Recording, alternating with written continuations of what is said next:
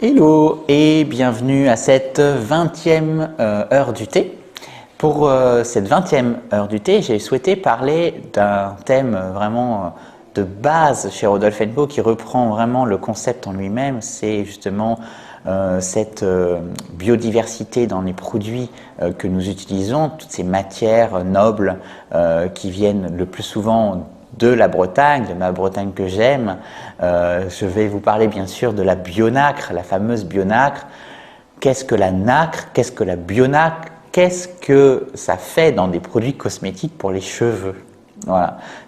Alors c'est une question qu'on me pose pour le coup tout le temps dans les salons. Les clientes, nouvelles clientes, elles ne connaissent pas, elles arrivent, elles prennent la brochure, elles commencent à regarder et puis elles sont là. Waouh, mais qu'est-ce que c'est que la bionacre? Pourquoi bio? Pourquoi nacre? À quoi ça sert? Qu'est-ce qu'il y a dedans? Eh bien, je vais vous le dire. Alors, on va faire un peu de 2-3 lignes de science et j'ai ma petite feuille avec moi parce que effectivement, c'est un peu compliqué à expliquer. C'est un biominéral.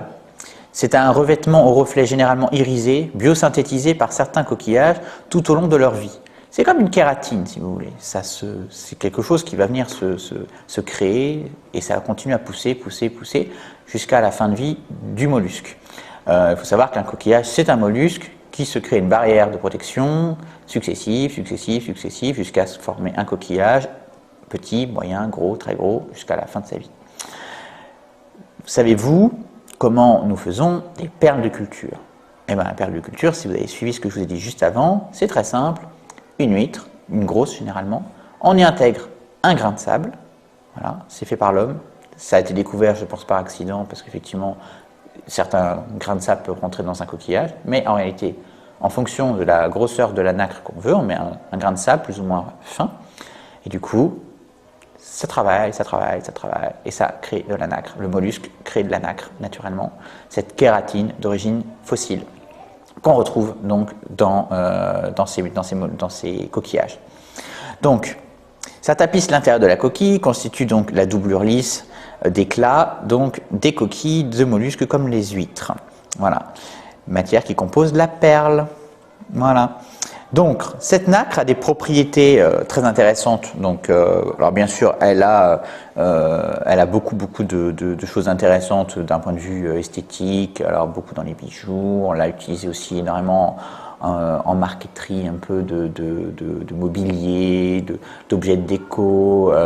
Dans l'Antiquité, on s'en servait beaucoup aussi avec l'or, notamment pour créer donc des bijoux royaux. Donc, vraiment, c'était intéressant. On utilisait sous l'Égypte ancienne, on utilisait la nacre dans des cataplasmes médicinaux qu'on appliquait donc sur les blessures de guerre. Je crois d'ailleurs que c'est aussi chez les Mayas que c'était présent. Donc vraiment, c'est quelque chose qui est vraiment utilisé très souvent. Donc c'est très bon pour la cicatrisation et pour la régénération donc cellulaire. Donc ça, c'est vraiment intéressant à savoir. Et du coup, moi, je me suis un peu inspiré. Je n'ai rien inventé pour le coup. Je m'y suis vraiment inspiré pour pouvoir créer des cosmétiques qui contient une kératine, on va dire, qui n'est pas d'origine animale dans le sens mammifère. Voilà. Et du coup, on le récolte d'une manière sauvage, je vous en parle juste après. Donc ces propriétés, elles sont intéressantes, elles sont aussi anti-âge, on l'utilise pas mal aussi en cosmétique, il y a peu de marques qui l'exploitent parce que c'est parfois aussi un peu compliqué à formuler, mais on l'utilise également donc en cosmétique pour la peau, comme je vous le disais, pour les blessures de guerre, c'est aussi vrai pour la cosmétique, pour le côté anti-âge, donc notamment anti-ridule, donc très intéressant, complexe avec l'acide hyaluronique que toutes les femmes connaissent bien sûr. Donc riche en protéines. Alors, c'est riche en protéines, c'est riche en calcium également, en calcium, en magnésium. Un coquillage, c'est quoi? Globalement, c'est beaucoup de calcaire vous avez cette fameuse nacre qui est donc composée essentiellement donc, de protéines, de calcium et de magnésium. Voilà. Donc, du coup, nous, on a un processus un peu secret, voilà, donc je ne pourrais pas tout dire, mais on a un processus secret qui fait qu'on arrive à extraire la partie nacre de la partie calcaire qui, franchement, en cosmétique visage, on peut avoir un peu d'intérêt. Par contre, cosmétique capillaire, ça n'a absolument aucun sens. Donc, on n'utilise pas trop cette partie calcaire, mais on utilise donc la partie nacrée donc, par un processus de biotechnologie qui est certifié par EcoCert. Voilà, que nous travaillons directement depuis notre pôle R&D en Bretagne. Donc, reflète la lumière quand il est broyé en dessous de 50 microns. Donc, on l'utilise aussi pas mal en cosmétique esthétique. Alors, ça va vous parler tout de suite. Le make-up. Le make-up, on utilise beaucoup notamment le mica, mais qu'on retrouve dans certaines roches, mais également donc dans la nacre, pour le côté brillant. Vous pouvez retrouver notamment dans la gelée nacrée Rodolphe & Co un bel exemple de cette nacre, puisqu'effectivement le produit est très très riche en nacre, très brillant, à la fois parce qu'il est dosé en nacre pour le côté protéinique et protecteur, mais aussi parce que cette nacre, elle est assez visuelle, elle est assez brillante et elle est éclatante pour les cheveux. Alors pourquoi bionacre? Alors bionacre, c'est ce processus donc biotechnologique que j'expliquais tout à l'heure, donc qui est du coup la composante donc de plusieurs matières naturelles essentiellement, uniquement, qui sont donc travaillées ensemble pour obtenir cette matière unique que nous utilisons dans nos produits. Bionacre de Rodolphe & Co. Voilà. Alors, comment on la récolte? On en parlait avec ma chère Gabi tout à l'heure, parce qu'effectivement c'est quelque chose qui est souvent aussi demandé, et comment donc on peut avoir aussi la matière déjà, et puis comment on peut, où on la trouve et comment on la récupère. Alors très simple. Je me suis vraiment inspiré des balades de famille le dimanche après-midi quand il ne pleut pas,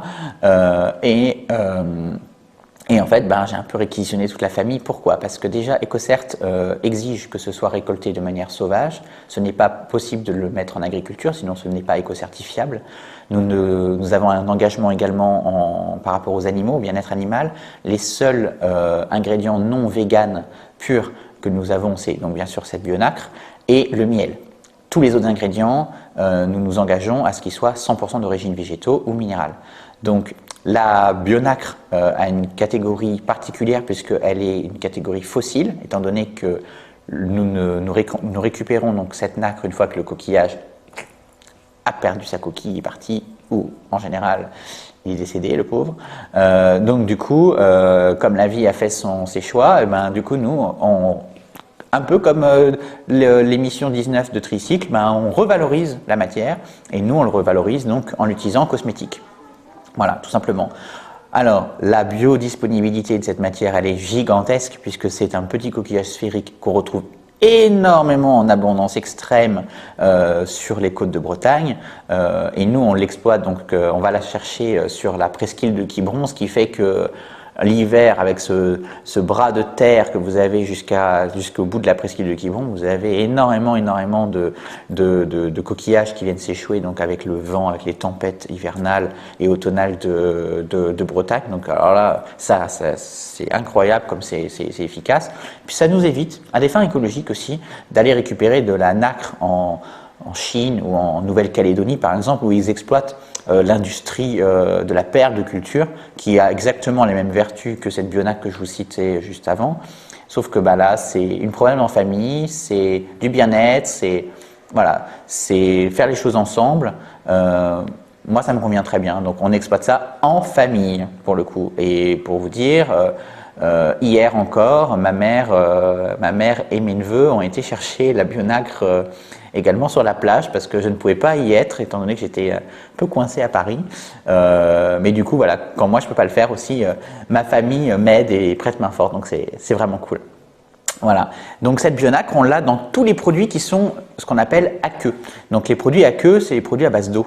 Donc tout ce qui est huileux, on ne peut pas le mettre. Donc l'huile botanique, par exemple, on ne peut pas la mettre dedans. Par contre, tout ce qui va être soin, donc le masque, les shampoings, on le retrouve également dans la coloration Rodolphe & Co, la coloration minérale, puisque c'est un des ingrédients minéraux donc de la couleur, qui est vraiment très importante aussi, notamment pour cette fameuse apport protéinique, donc ce qui apporte aussi beaucoup de brillance à la chevelure.